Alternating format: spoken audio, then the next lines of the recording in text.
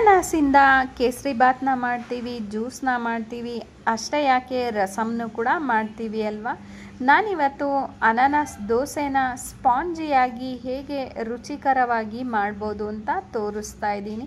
ನಮಸ್ತೆ, welcome back to my channel. ಇವತ್ತಿನ recipe ಅನಾನಸ್ ಸ್ಪಾಂಜ್ ದೋಸೆ.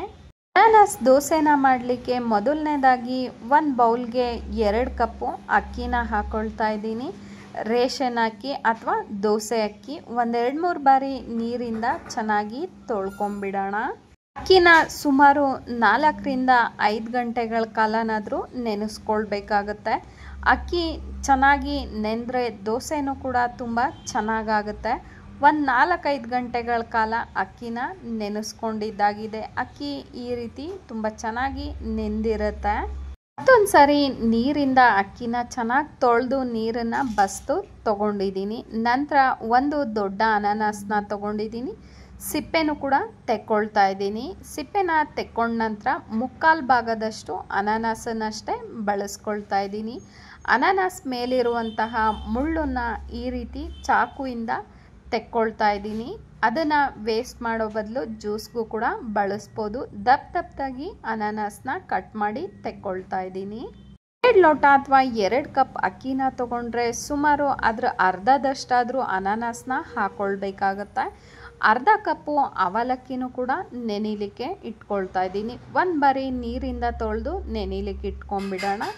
ನಂತರ ಬಸ್ತಿಟ್ಟಂತಹ ಅಕ್ಕಿನ ರುಬ್ಕೊಳ್ಬೇಕಾಗುತ್ತೆ. 1 ಮಿಕ್ಸಿ ಜಾರ್ಗೆ ನೆನೆಸ್ಕೊಂಡಿರುವಂತಹ ಅಕ್ಕಿನ ಅರ್ಧದಷ್ಟು ಹಾಕ್ಕೊಳ್ತಾ ಇದ್ದೀನಿ.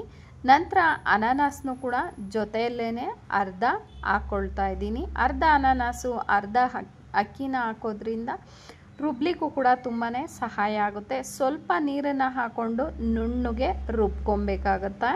ಇರುವಂತಹ ಅಕ್ಕಿನೂ ಕೂಡ ಇದೇ ರೀತಿ ರುಬ್ಕೊಳ್ತಾ ಇದ್ದೀನಿ.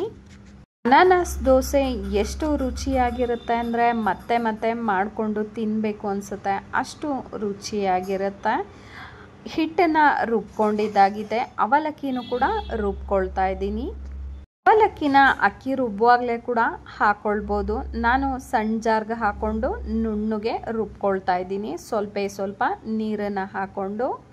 ಬೆಳಗಿನ ತಿಂಡಿಗಂತೂ ತುಂಬಾ ಬೇಗ ಆಗಿಬಿಡುತ್ತೆ. ರಾತ್ರಿ ಹೊತ್ತು ಅಕ್ಕಿನ ನೆನೆಲಿಕ್ಕಿಟ್ರೆ ಬೆಳಗ್ಗೆ ಎದ್ದು ತುಂಬಾ ಬೇಗ ದೋಸೆನ ಮಾಡ್ಕೊಳ್ಬೋದು. ಅನಾನಸ್ ದೋಸೆಗೆ ಹಿಟ್ಟು ಕೂಡ ತಯಾರಾಗಿದೆ. ಇದಕ್ಕೆ ರುಚಿಗೆ ತಕ್ಕಷ್ಟು ಉಪ್ಪನ್ನ ಹಾಕ್ಕೊಂಬಿಡೋಣ. ಜೊತೆಯಲ್ಲೇ 1-2 ಚಿಟಿಕೆಯಷ್ಟು ಸೋಡಾನ ಹಾಕ್ಕೊಳ್ತಾ ಇದ್ದೀನಿ. ಸೋಡಾನ ಹಾಕೋದ್ರಿಂದ ದೋಸೆ ಚೆನ್ನಾಗಿ ಉಬ್ಬುತ್ತೆ. 2 ಚಿಟಿಕೆ ಸೋಡಾನ ಹಾಕೋದ್ರಿಂದ ದೋಸೆನ ಹಾಕಿದಾಗ ದೋಸೆ ತುಂಬ ಚೆನ್ನಾಗಿ ಸ್ಪಾಂಜಿಯಾಗಿ ಉಬ್ಬುತ್ತೆ. ತವೆನೂ ಕೂಡ ರೆಡಿಯಾಗಿದೆ. ಸ್ವಲ್ಪ ಎಣ್ಣೆನ ಸವರ್ಕೊಂಡು ಒಂದು ಬಟ್ಟೆ ಅಥವಾ ಟಿಶ್ಯೂ ಪೇಪರಿಂದ ಒಂದ್ಸಾರಿ ಎಣ್ಣೆನ ಒರೆಸ್ಕೊಂಬಿಡೋಣ. ದಿನನಿತ್ಯ ಅಡುಗೆಗಳಲ್ಲಿ ಬೆಳಗಿನ ಅಡುಗೆನೇ ತುಂಬಾ ಯೋಚನೆ ಆಗಿಬಿಡುತ್ತೆ, ಏನು ಮಾಡೋದು ಅಂದ್ಬಿಟ್ಟು. 2 ಸೌಟಷ್ಟು ಹಿಟ್ಟನ್ನು ಹರಡ್ದೇನೆ ಈ ರೀತಿ ಹಾಕೊಂಡ ನಂತರ ಮೇಲೆ ಸ್ವಲ್ಪ ಎಣ್ಣೆನ ಹಾಕಿ ತಟ್ಟೆನ ಮುಚ್ಚಿ ಬೇಯಿಸ್ಕೊಂಡ್ರೆ ಸಾಕಾಗುತ್ತೆ. 1-2 ಬಾರಿ ಮಗ್ಚಾಕೊಳ್ತಾ ಕೆಂಪುಗೆ ಬೇಯಿಸ್ಕೊಂಡ್ರೆ ರುಚಿಯಾದಂತಹ ಅನಾನಸ್ ದೋಸೆ ಸ್ಪಾಂಜಿಯಾಗಿ ತಯಾರಾಗುತ್ತೆ.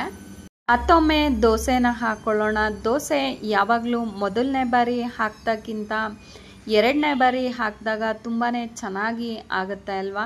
ಮೊದಲನೇ ಬಾರಿಗೆ ತವ ಅಷ್ಟು ಚೆನ್ನಾಗಿ ಬಿಸಿಯಾಗಿರೋದಿಲ್ಲ. 2ನೇ ಬಾರಿ ಒಂದು ಮಧ್ಯಮಕ್ಕೆ ತವ ಬಿಸಿಯಾಗಿರೋದ್ರಿಂದ ದೋಸೆ ತುಂಬ ಚೆನ್ನಾಗಿ ಆಗುತ್ತೆ.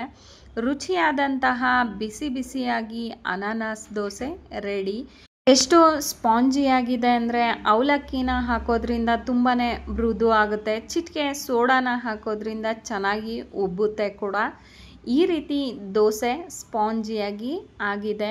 ನೀವು ಕೂಡ ಒಮ್ಮೆ ಮಿಸ್ ಮಾಡದೆ ಟ್ರೈ ಮಾಡಿ ನೋಡಿ. ಟೇಸ್ಟ್ ಹೇಗಿತ್ತು ಅಂತ ತಿಳಿಸೋದನ್ನು ಮರಿಬೇಡಿ. ಅನಾನಸ್ ದೋಸೆನ ತಿನ್ನಲಿಕ್ಕೆ ಖಾರವಾದಂತಹ ತೆಂಗಿನಕಾಯಿ ಚಟ್ನಿ ಇದ್ದರೆ ತುಂಬಾ ರುಚಿಯಾಗಿರುತ್ತೆ. ಹಾಗೆ ನನ್ನ ರೆಸಿಪೀಸ್ ಇಷ್ಟ ಆಗ್ತಾ ಇದ್ದರೆ ದಯವಿಟ್ಟು ಲೈಕ್ ಮಾಡಿ, ಕಾಮೆಂಟ್ ಮಾಡಿ, ಶೇರ್ ಮಾಡಿ. Thank you so much for watching.